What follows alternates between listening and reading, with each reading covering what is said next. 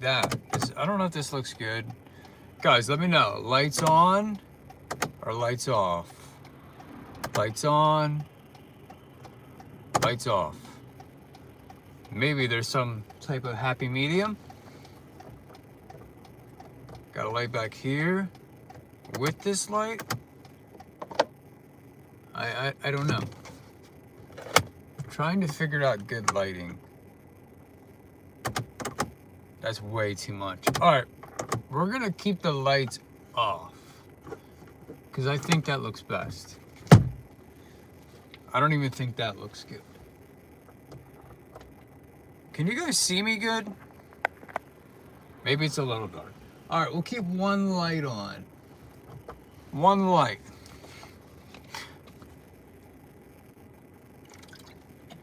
Let's hang out. Let's hang out. That's what we're doing. Guys, look at the random stuff that I have in my car. I have the weirdest random stuff in my car. Look, this is a cymbal from a drum set. It's a very cheaply made cymbal. Honestly, I think I got it from like a clean out because I used to move furniture for a living. So I got more of them. I got more. Here's another one. There goes another. Actually, I think these are hi-hats. For those of you who may not know, I'm a drummer and I have been for many, many years. I started playing drums at the age of 12. And I never really put it down until recently. The only reason why I don't have a drum kit now is because one, I'm not in a band, and two, I don't really have a place to put it living in an apartment, nor can I play the drums. So there's no point in having a set of drums. Anyway, so yeah, that's just some of the stuff. I'm not gonna show you more what's in my car because honestly, it's a mess right now. I have other people's stuff in my car. So my car, it just kind of looks like it threw up. But moving on to more random stuff, look at this. I got an umbrella. If anybody needs an umbrella, yeah, I'm gonna let you know right now, this is a good umbrella. I know it's an umbrella, but like, this is penguin style first off. I mean, look at that. Look at that sucker. And then it's just like, you know, black is a sick color, of course. And then you have the umbrella. Yeah, but yeah, I have the most random stuff in here because like I said, I got other people's stuff in my car right now. And it's a lot. I really would show you, but my car is a mess, and I keep my car clean. I keep my house. I keep my car clean. I keep things neat. So I don't like it to be like this. I'm not like embarrassed to show it, but it's pretty bad. So we'll just leave it at that. But I don't know, that just kind of sprung up, like me showing random stuff, just because I have the most weirdest stuff in my car right now. So I was like, all right, let me just show it off. Anybody want a pink pen? With ears? Yeah, these are the types of things that I'm hoarding in my car right now for somebody else. Okay, yeah. All right, kind of stops there.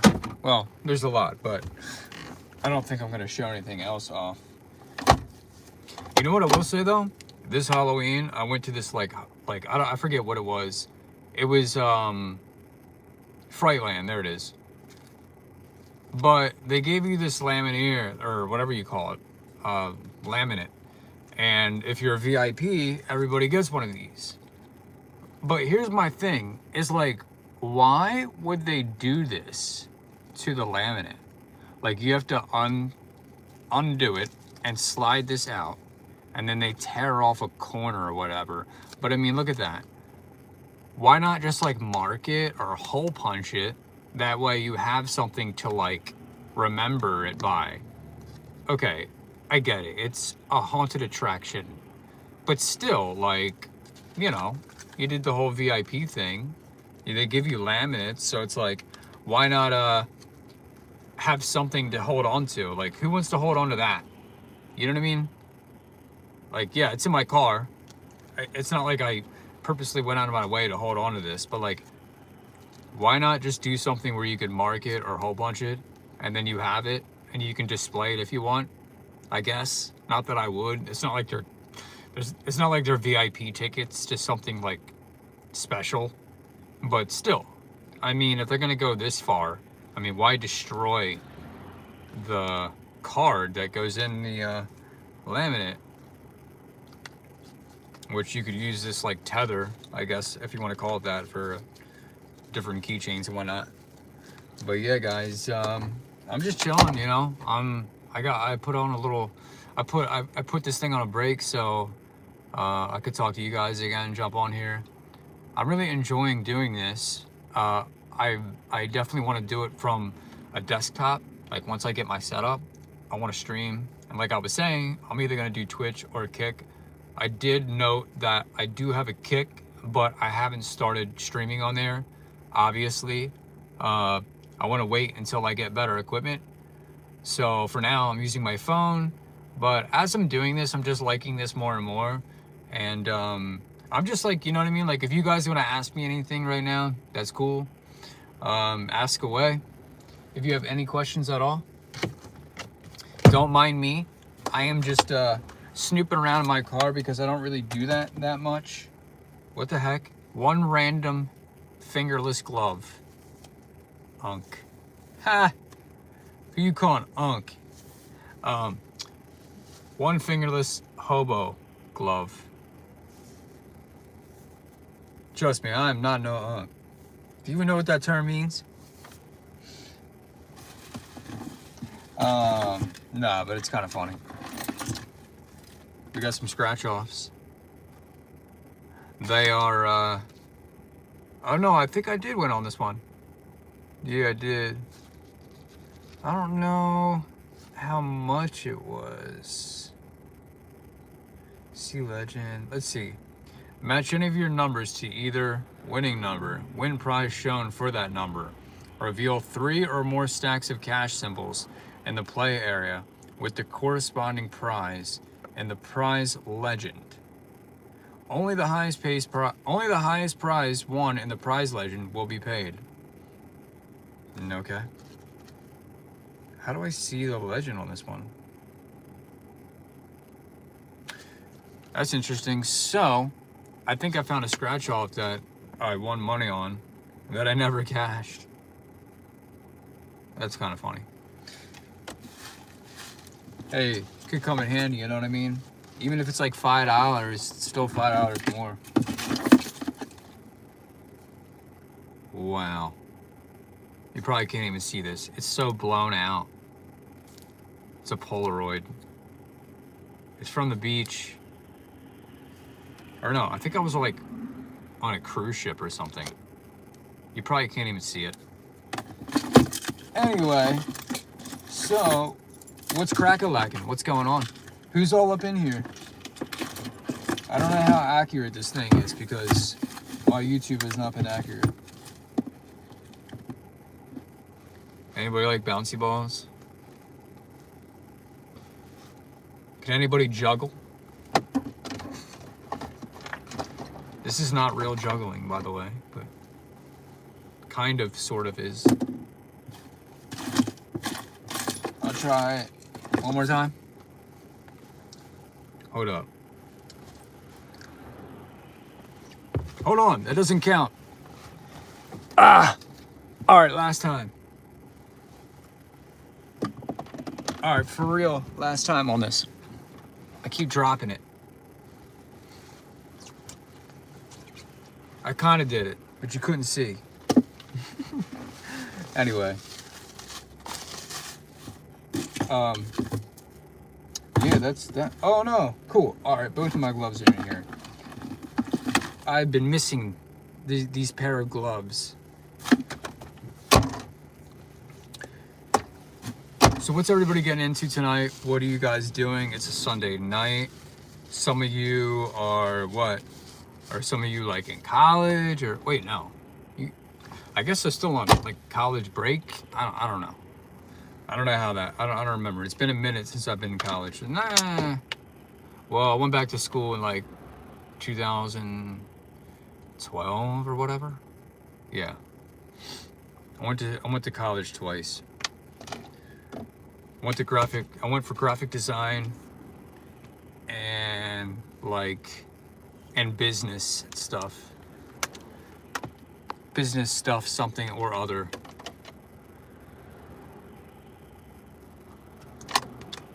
But let's see. I don't really do this a whole lot. Oh, I never even knew that. That's kind of better. So do you remember the video that I was talking about the other day where I was saying that my battery in my car doesn't work? So if I plug my phone in, you know what I mean, like the plug thing, it doesn't work. This is what I have to carry around with me when I DoorDash or if I travel or anything. I got to bring a portable charger, because if I don't, I am screwed. And yeah, you can't have things like that happen when you're door dashing. You can't run out of battery. That is a big no-no. Honestly, I think when you get to like 30% battery, maybe lower, it doesn't allow you to accept orders. So therefore, you kind of it won't allow you to put yourself in a situation basically where you can't get out of it and you're screwed. But yeah, this is what I gotta use. I gotta make sure I got a cord, and I got one of these at all times, because if I don't, then I'm screwed. And if you want to DoorDash and you want to make some serious money, you gotta work for hours on end. Have any of you guys ever done DoorDash in here? I'll kind of break it down very easily for you. I'm sure you probably know enough about it. It's not really like this in-depth thing. It's just you're 1099. You work for yourself. I'm not gonna go down that route. That's a whole what do you call it? Independent contract, because you're an independent contractor. But however, you work for yourself. You can stop, you can start whenever you want. You can set a schedule if you want. And you can, like I said, you can work till the cows come home. There's really no, unless it's really slow, then it'll kick you off. But if it's booming, like, you could just work for as long as you want. You have things called hotspots. So when you fire the app up, it'll say drive to this spot. And then from there, you'll get orders, and you just select okay. And then from there, you drive around. You have GPS, it tells you where to go. You drop the order off. And a little FYI here, when you do get an order, make sure you drive directly to that restaurant or wherever you're picking the food up, because it's already ready. That's why you're getting the order. So then you go and you take your phone, you accept it or whatever, you drive to that place, then you arrive at the store, you hit the button, arrive at the store when you get there, then you'll show one of the employees, and then they'll give you the order, and then you accept it. You'll either take a photo or you'll just accept the order. Most of the time it's a photo, and then you'll just drive to that spot. But I'm gonna say some things. There's some cons to it, because the GPS is crap. It sucks. I made a whole video on this about DoorDash. The GPS is just like, I would just let you know right now that sometimes the GPS will lead you down alleyways or would try to take you on a one-way and kill you. So be forewarned that when you're doing DoorDash, make sure that you're using Apple Maps or Google Maps. I'm not saying that you need to use that because it provides their own GPS, but in scenarios where you're just unsure about where you're going or it doesn't look right, just take your GPS, either your Google or your Apple Maps, and type the address in there. It's gonna do you wonders, because I can't tell you how many times I've listened to the GPS that DoorDash has provided, and it's guided me to some place that is unrecognizable or tries to take you down some alleyway or something like that. So it can get pretty sketchy, and the GPS, like I said, it sucks. But that's really it. I'll be honest, when I first started doing DoorDash, I'm not gonna lie, I was a little nervous because I didn't think that I couldn't do it. But I'm like, you know, anytime that you're doing something like that and you're kind of jumping into it, you're like, all right, now I'm in it. Now I gotta do this because I picked up this person's food, and I gotta follow through. Like, sure, could I be like, make some crap up and be like, hey, I can't deliver the order, but like, then you don't get paid, and it's like, just get over it. You know what I mean? So like, you know, I was a little nervous when I first started, but they're trash. Yeah, they suck. DoorDash maps are the worst, and I don't know why. Like, why don't they just borrow from like Apple or Google? It must be a thing of just like not collaborating with each other, and that's the reason why they can't do that. Maybe like they're not sponsored by one another or whatever. But I would think that would be a good business plan. That would be a good deal. If I was DoorDash or like Apple or one of the or Google, I would team up with DoorDash because DoorDash is everywhere. It's like Amazon. So that to me seems like a very smart business plan. Why not collaborate with them and use their maps? Because when people think of GPS, they think of Apple Maps or Google Maps. I prefer Google Maps over Apple Maps, but that's what people think of. So now you have this like third party of DoorDash, and maybe that's the reason why, because it just sucks. They're just using their own operation here. I don't know. But maybe somebody knows something more about that than I do. But I'm pretty sure that, I mean, it can't be the same GPS, because if it was, it'd work good. So yeah, just heads up on that if you ever do DoorDash. And I will say, you honestly can make good money, but it depends on what region you're in. Like, I live in Philadelphia. Thank you so much for that subscribe. Thank you for that subscribe. No, thank you for the subscription. Check out the videos. I know I'm going live a lot, but check out my videos. I got kind of a lot of them. No, but thank you. I appreciate that. But yeah, just like I said, be forewarned about that. There's other things I could go over with that. You can always back out of an order or back out of a situation. It may lower your rating. It's not a good look. You go out to work, so why not build a good status? But things do happen. The other night when I got the flat tire and I was telling you guys the story on my live, I couldn't deliver their order to them. They were at least a good 15 or so minutes away from me, and there was no way I was gonna drive there on a flat. Like, it wasn't gonna happen. I had to go get fixed up first before I could do all that.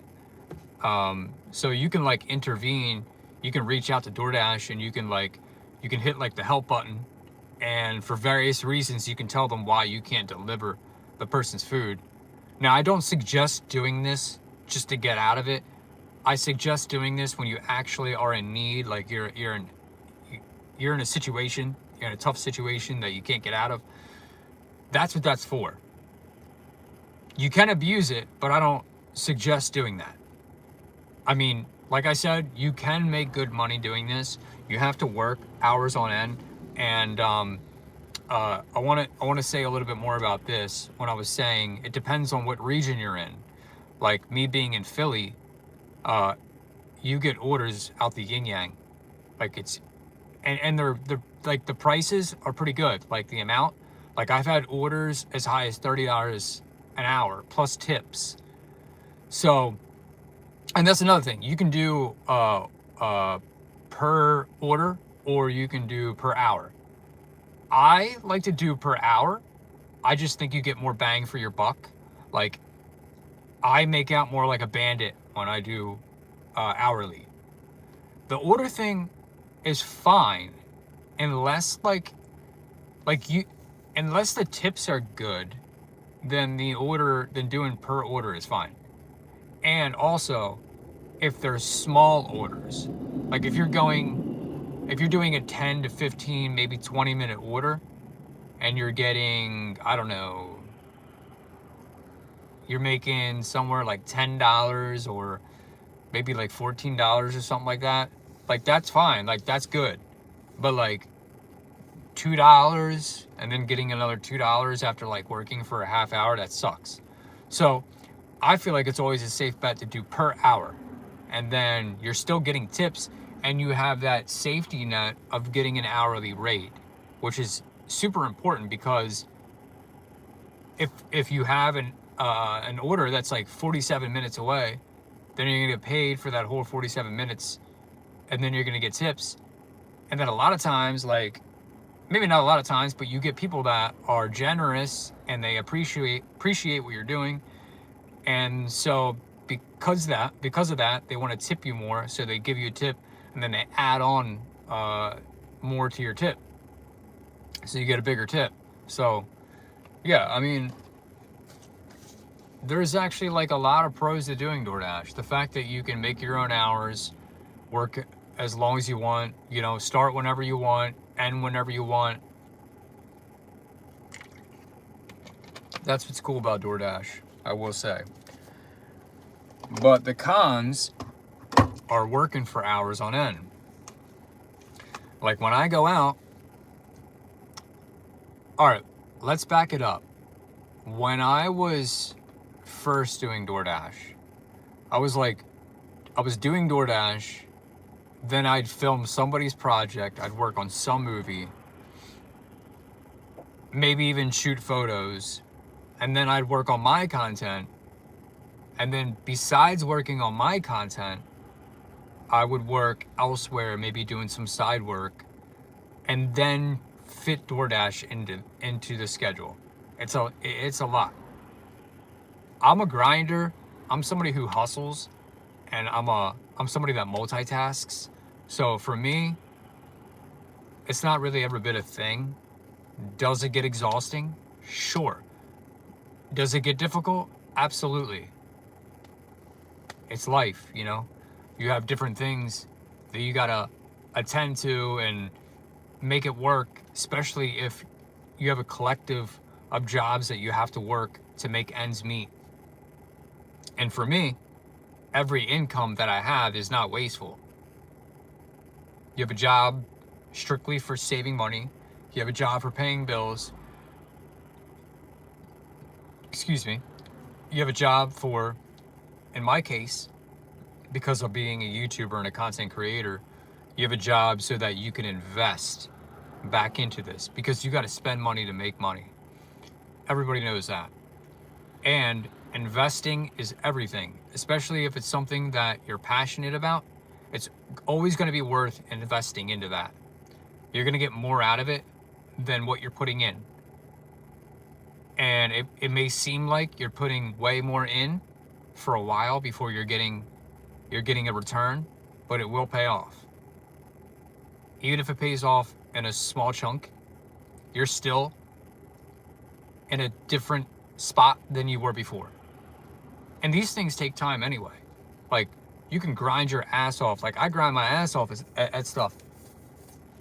Like, I only have a couple thousand subscribers, like, and I've been doing this, let's see, the first 2 years that I started YouTuber, I mean, I would consider myself to be a much better YouTuber than where I was when I started. But for those 2 years, I was uploading every 5 days.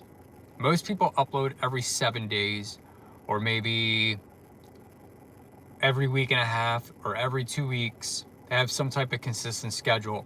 Doesn't necessarily mean that you have to upload every week. It can be like a bi-weekly thing, every 2 weeks. But I was dishing it out. Like every 5 days, I was putting out a new video, or sometimes more. And I did that consecutively and like weekly, like before the week was over. And you see where I'm at now. Like, I still have ways to go. But during that time, it shaped and it taught me so much about posting to YouTube, about creating content and putting content out there, whether it's naming a video, you know, coming up with a title, or figuring out what the thumbnail is going to be, and how I'm going to orchestrate that, or what else. I mean, there's so much to it. What equipment to buy, what type of camera to get, what type of computer to buy. You know what I mean? Like lighting. Like there's so much that goes into it. It's like being a filmmaker, because you essentially are. The only difference is think of it like this: when you're a YouTuber, let's say like for a movie, right? You may have a position. You're doing lighting, or you are the producer, or you are the person that holds the mic, the boom, or you're cameraman operator 2, or whatever. Shit, what was I gonna say? I lost my train of thought there. What the hell was I trying to say there? Dang it, I completely lost what I was gonna say. If anybody's in here, help me out. What was I saying up to that? Now I got to think about that. So I was talking about, fuck, I completely drew a blank about what I was saying. Anyway, just know that what I was going to say is very helpful. I know that that I didn't complete what I was trying to say, but maybe it was along the lines of whatever you're doing is going to help you out in some way. So I know there's something else that I wanted to say, but I can't quite remember. I'm human. I forgot. Doesn't happen a lot, but I drew a blank there. I just kind of forgot what I was going to say about that. But regardless of me forgetting what I said, I will say this. Oh, that's what I was going to say. There it goes. It's funny how our brains are sometimes. When we have something that we want to say and we're working up to it, and then something so small, like there wasn't any reason for that to happen, but for whatever reason, I just lost my train of thought. I don't know. But the only difference is that when you go and you work on this thing, and it doesn't even mean being a filmmaker. You go to your job and you have a position that you hold. Well, it's like the difference with YouTube is that you're filling all of those positions. So you're the cameraman, you're the personality, you're the writer, you're the creator, you're all of those things. So you represent that. So like your channel is your brand. So whatever you're doing, you know, you have to be able to, well, you have to be able to multitask, but it's more than just multitasking. You have to make every area just as strong as the next. So if you're going to go all out on a camera, and I don't mean on price, I just mean like, if you're going to be a cameraman, then, and this is your channel, then you need to work on the personality aspect of whether that's just building the galls to get in front of the camera and speak to a camera, or learn the editing. Like there's so much to it. So it's just, you don't have a one position spot when it comes to it. So that's just some advice I'm just putting out there for anybody that maybe, I don't know, wants to start a YouTube channel and doesn't really know what they're getting into. I've said this before. I didn't really know what I was getting into when I started YouTube. I just knew I liked making videos. That's pretty much, you know, the end of the story with that. But as time went on, I got more and more passionate about it. And alrighty. Had to go up in there and resume and then pause again so I can get more time.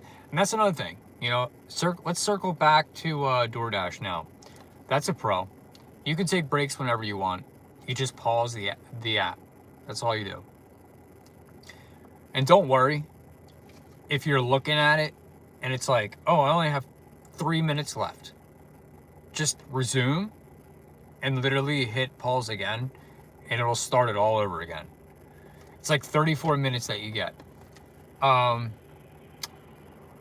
people have opinions about doing DoorDash as far as like full-time versus part-time. My thoughts on that, you can make it a full-time job. And that's a pro. And it could also be a part-time job.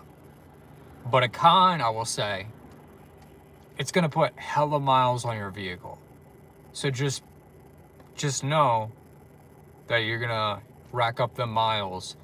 And if you don't have a good car or a car that's good on gas, you're going to be burning some money in gas. Now, making the money versus spending the money on gas. And if you think about it, like I said, you got to spend money to make money. Kind of works every which way when you think about it. But the ratio is better. I mean, you're making more money than you would with spending gas. I would say typically people are spending $20 to $60 on gas, and it lasts at least 3 to 4 days. Now, granted, when you're doing DoorDash, you're driving every day. You're driving every hour, or not every hour, but every, however long you're doing DoorDash, you're driving most of that shift. So you got to keep that in mind. So these are things to think about if like you want a side gig and you want to jump right into it. It's kind of the best part about it. Like, it really is that easy. Like, you start up the app, you jump up in it, you download it, or, whatever you got, Android or iPhone. Literally the steps in order. Download the app. I'll say this much. I don't remember exactly what it was to set it up, but I do know that you do this little ID thing where it takes your picture. You do like a front shot, you'll do like a side shot, and then a side shot, like looking left, you'll look right, you'll look straight. And then that's pretty much it to verify you. And then you can start working. So that's, you don't have to deal with anybody or anything. So that's kind of cool, you know what I mean? But yeah, I mean, I don't know. I mean, it depends, like I said, circling back to the region thing, it really depends on where you are. I would imagine any city is good, right? Like, I'm in Philly, so it's good. I would imagine New York's pretty dang good. It's probably pretty chaotic too. California is probably really good, being like in LA or something, or San Francisco. Same thing with Texas, being like in Austin, Texas, or like Dallas or whatever. Like, those have got to be good places to DoorDash. But I mean, really, you can DoorDash anywhere. So, I've made good money dashing in the countryside. So it really doesn't matter. And you can also dash outside of the state that you would typically dash in. There's no, there's no like reframing you from being able to leave and dash in different places. But I will say, keep in mind, if you're dashing, let's say, if I were to DoorDash in New Jersey, there's a higher tax bracket, so you got to keep that in mind. All right, well, this whole live, it wasn't supposed to be about DoorDash. That's why I was talking about filmmaking. But yeah, I don't know. I'll hang out a couple more minutes on here. This time I went like 30 some minutes, 34 minutes, and it's still going.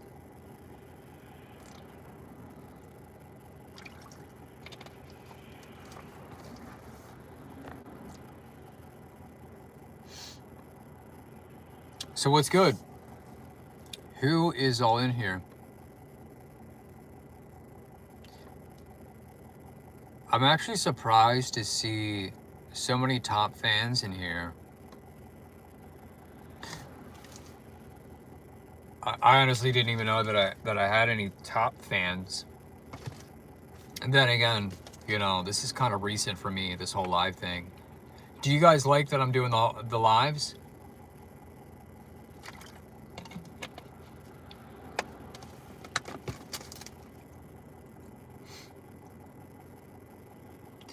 You know, it may seem trivial, as in small, but one of the other things I like about YouTube is the fact that you can 100% be yourself, and people are either going to like you or they're not going to like you, just like the real world.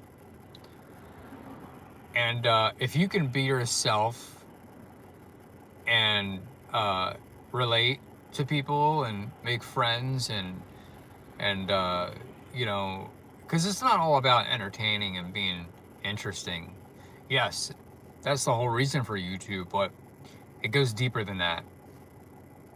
It's connecting with other people around the world, and there's no other site that allows you to do that in such a way. Yeah, there's Rumble, there is TikTok, and you can go live on TikTok. But besides going live, like, you can make your videos, your short-term videos, and this is not to jump back into all that, but there's just something different about the way YouTube is. Of course, any content that you make and you can reach out to somebody, maybe they're having a bad day and they just need something to do, something to watch, someone to kind of you know, it's like music, like someone that they can talk to, or you know, even if it's like leaving comments to a video, or a video that's impacted you greatly. It's like all those things